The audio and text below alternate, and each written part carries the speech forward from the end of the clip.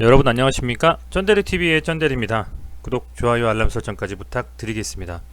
오늘의 거래소는 0.56% 하락이고요. 코스닥은 0.73% 상승을 했습니다. 오늘 말씀드리고자 하는 종목은 코스피 종목이기 때문에 코스피에 한해서 말씀을 드리고자 합니다.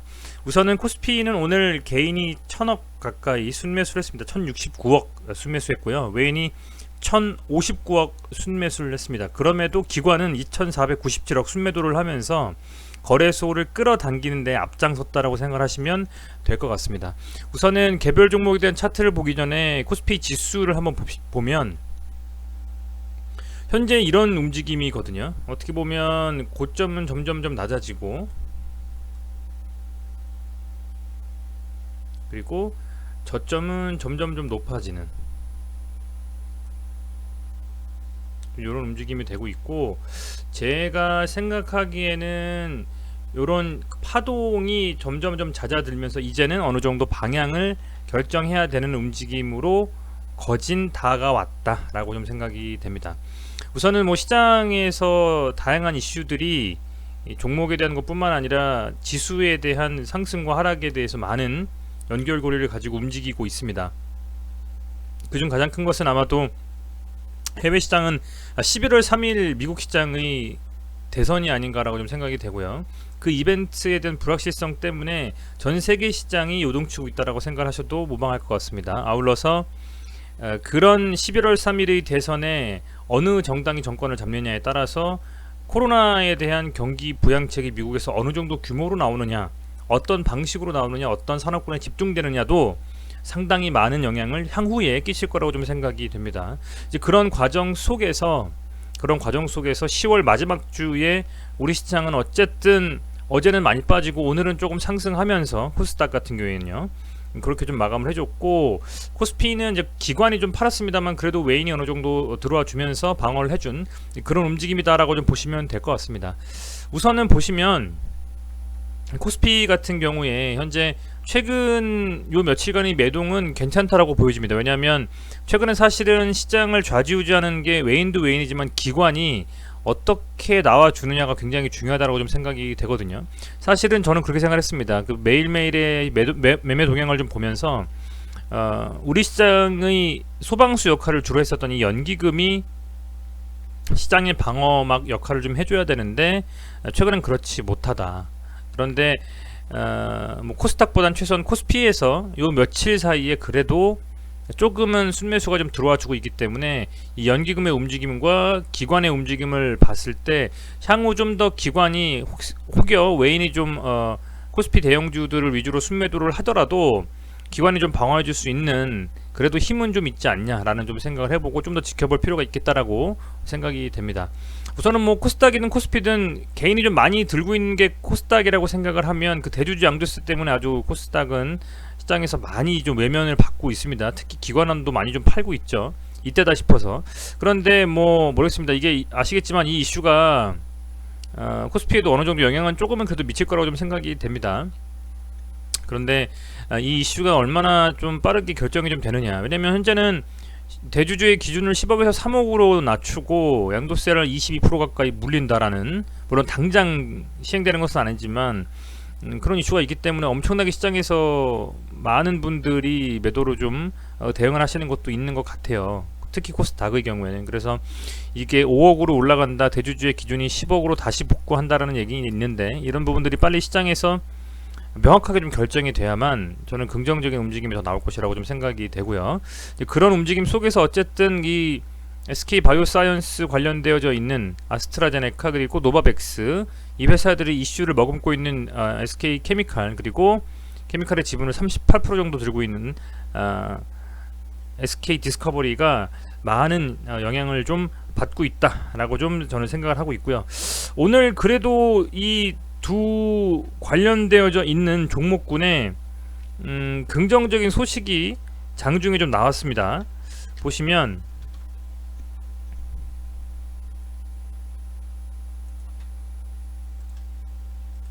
아스트라제네카 관련해서 이제 코로나19 백신, 우리나라 식약처죠. 19 백신의 신속 좀 허가를 준비하고 있다 이렇게 얘기를 합니다. 그래서 모르겠습니다. 이게 어떤 의미에서 신속 허가를 준비하겠느냐 라고 저도 좀 의아해 했었는데, 어찌됐건 지금 보면 아스트라제네카에서 개발 중인 백신에 대해서 허가 전담 심사팀을 구성했고 전임상 시험 자료에 대한 사전 검토를 시작했다라고 하네요. 그래서 국내 시장에서도 어쨌든 좀 임상을 진행을 하면서 추후에 어쨌든 우리나라에서 이 아스트라제네카의 백신은 SK바이오사이언스를 통해서 이제 CMO로 그 위탁 생산이 되는데, 그렇게 됐을 때 빠르게 우리나라 쪽에 공급할 수 있는 활로를 좀 뚫는 것이 아니냐라는 좀 저는 생각을 하고요. 또 카톡방, 뭐 텔레그램방에서 요런 그 찌라신가요? 공고가 좀 돌았습니다. 오늘 아시겠지만, 아시는 분들하면 아실 거예요. 코로나19 임상시험 지원자 모집 공고. 이게 근데 팩트인지 아닌지를 제가 검증을 못해서 우선은 돌아다니는 거를 제가 캡처해가지고 지금 올려놓은 그 팝업을 제가 열어놨는데, 보시면 이렇게 아스트라제네카 관련해가지고 임상시험 참여했을 때 1,000만원 지급한다라고 이렇게 나와 있더라고요. 그래서 이게 저도 오늘 카톡방에서 좀 받아가지고 뭔가 이렇게 봤는데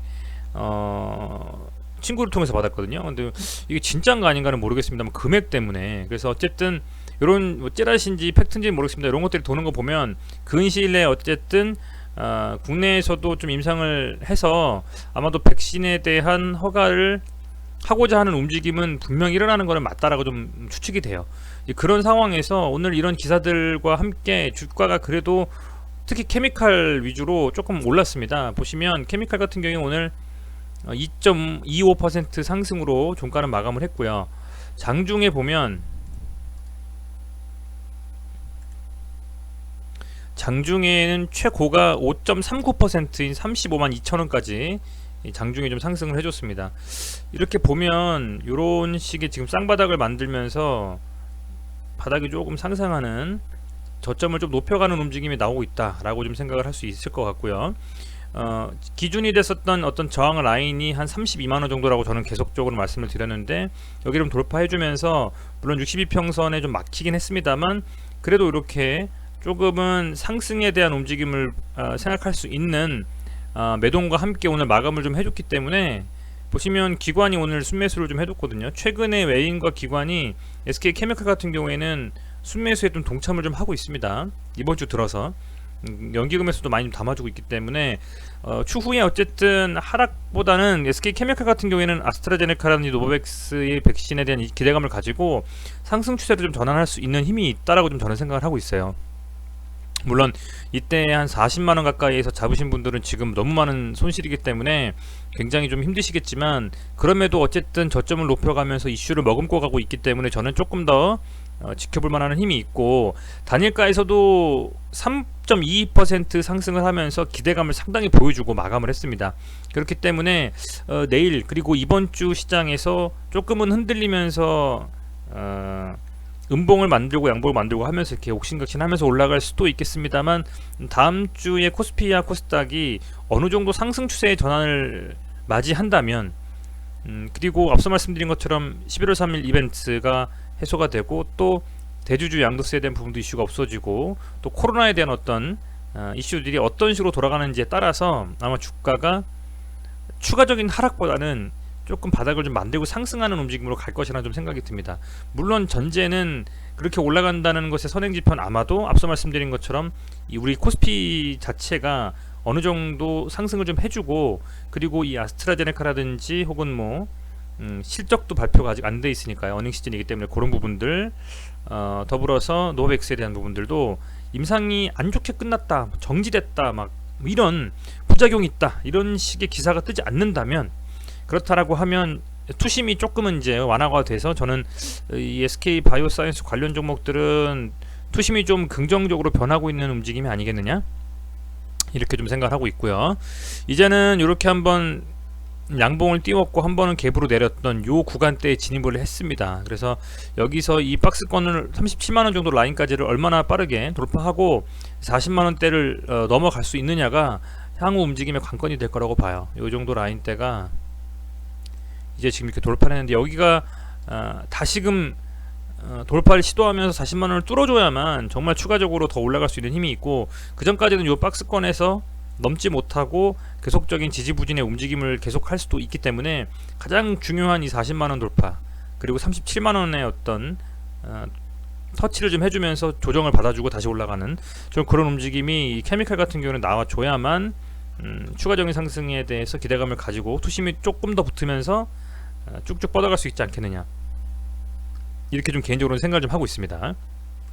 케미칼 우 같은 경우에는 지금 이렇게 움직임도 어쨌든 더 밀리지 않고 다행히 이렇게 자연스럽게 좀 만들어 주면서 지금 조금 상승해 주면서 올라가는 듯한 느낌을 받고 있어요. 그런데 아직은 저는 뭐 20만원도 그렇고 23만원도 그렇고 돌파해야 될 라인이 굉장히 좀 두텁기 때문에 이 구간대를 실제 돌파해야만 지난번 같이 엄청난 상승에 대한 기대감을 해볼 수가 있지, 그 전까지는 아마도 1차적으로 한 20만원 정도까지, 그리고 만약에 이걸 뚫는다면 23만원 정도까지가 상당히 좀 강한 저항이 되지 않겠느냐, 이렇게 좀 판단을 하고 있고요. 그래서 사실은 긍정적인 움직임을 생각하기보다는 우선은 지수에 대한 것들을 계속 살피고 하면서 트래킹을 하시면서 매일매일을 보내셔야만 추가적인 움직임에 대해서 어느 정도 예측도 가능하고 대응도 가능하지 않겠느냐, 이렇게 좀 생각을 하고 있습니다. 아마 이 케미칼 같은 경우에 지금 보시면 뭐 신용 잔고가 뭐 3% 정도밖에는 안 되기 때문에 이거 신용으로 어떤 문제가 될 것 같지는 않고요. 개인적으로는 그렇게 좀 생각을 하고 있고, 역시 뭐 케미칼 우도 한 3%대 정도의 잔고기 때문에 신용에 있어서는 큰 이슈가 없다라고 좀 보고 있습니다. 그래서 그 정도로 좀 생각을 해볼 것 같고요. 자, 디스커버리 보면 케미칼보다는 확실히 좀 힘이 약한 것 같아요. 사실은 이렇게 상바닥 같이 만들어 주면서 오늘 이런 식으로 좀 상승해주고 한 67,000원 정도 라인까지 좀 돌파해주는 움직임이 나와야 사실은 케미칼과 같이 저점을 높여가면서 상승에 대한 추세로 좀 전환을 한 것 같다라고 좀 예측을 할 수가 있는데, 우선 요 디스커버리 같은 게 67,000원 라인이 상당히 좀 돌파를 해야만 하는 이제는 저항이 됐습니다. 1차적으로 돌파해서 밀렸고, 물론 다시 한번 시도를 하겠습니다만 여기서 이렇게 어떻게 보면 아래 꼬리를 달고 이런 식으로 매수세가 들어와서 버텨줬던 67,000원 정도 라인이 깨지고 나서는 지금 복구를 못하고 있거든요. 매동을 봤을 때에 요 며칠의 어떤 매동은 개인들이 오히려 순매수를 하고 외인과 기관이 조금 사줬긴 했습니다만 사실 순매수 금액은 1천원입니다. 2억 5천, 2억 7천만원 정도밖에 안 되기 때문에, 그래서 그런 움직임들을 봤을 때에는 상대적으로 매동 투자자별 어떤 현황은 좋지는 않습니다. 그래서 조금은 상승 추세로의 전환이 늦어질 수도 있겠습니다만, 그래도 SK 케미칼이 좀 먼저 치고 나가지고 그런 거에 대한 반사 이익을 누릴 수 있는 종목으로는 여전히 디스커버리는 괜찮다라고 좀 생각이 되고요. 다만 이제 센 시세를 좀 가지고 움직이려면 앞서서도 말씀드렸지만 제가 예전에도 영상에서 말씀드린 바가 있습니다. 그 치료제, 백신 이런 거에 대한 관련된 종목들 이제는 찌라시성 기사나 혹은 긍정적이다라는 어떤 팩트가 체크되지 않은 기대감보다는 정말 어떤 확실한 호재가 좀 나와줘야만 시장에서 좀 반응을 할 정도로 좀 이제 무뎌진 상태라고 좀 생각이 되고, 선별적으로 아마 상승을 할 것 같습니다. 이제 우후죽순 많은 종목들이 올라가는 것이 아니라 그 중에서도 고르고 골라서 괜찮은 종목들 위주로 먼저 상승을 할 것이다. 거기에 어쨌든 아스트라제네카와 노바백스의 두 회사의 발을 담그고 있는 SK 바이오사이언스이기 때문에 그런 측면에서는 그래도 좀 가능성이 큰 부분이 있고요. 그렇기 때문에 아마도 시장에서 조금은 더 상승할 수 있는 가능성은 더 있다라고 좀 보고 있고, 이 6만원 정도는 이제는 정말 여러 번 지지를 좀 해주고 있기 때문에 여기서는 이제 추세 전환의 움직임이 나와줄 수 있는 마지노선이 아니겠느냐, 이렇게 좀 개인적으로 생각하고 있고요. 여기가 뚫린다면 5만원까지도 밀릴 수 있기 때문에 여기가 뚫리면 정말 위험하거든요. 그래서 잘 버텨주는지를 움직임을 좀 보시고 추가적인 대응을 하시는 게 좋다라고 좀 보고 있습니다.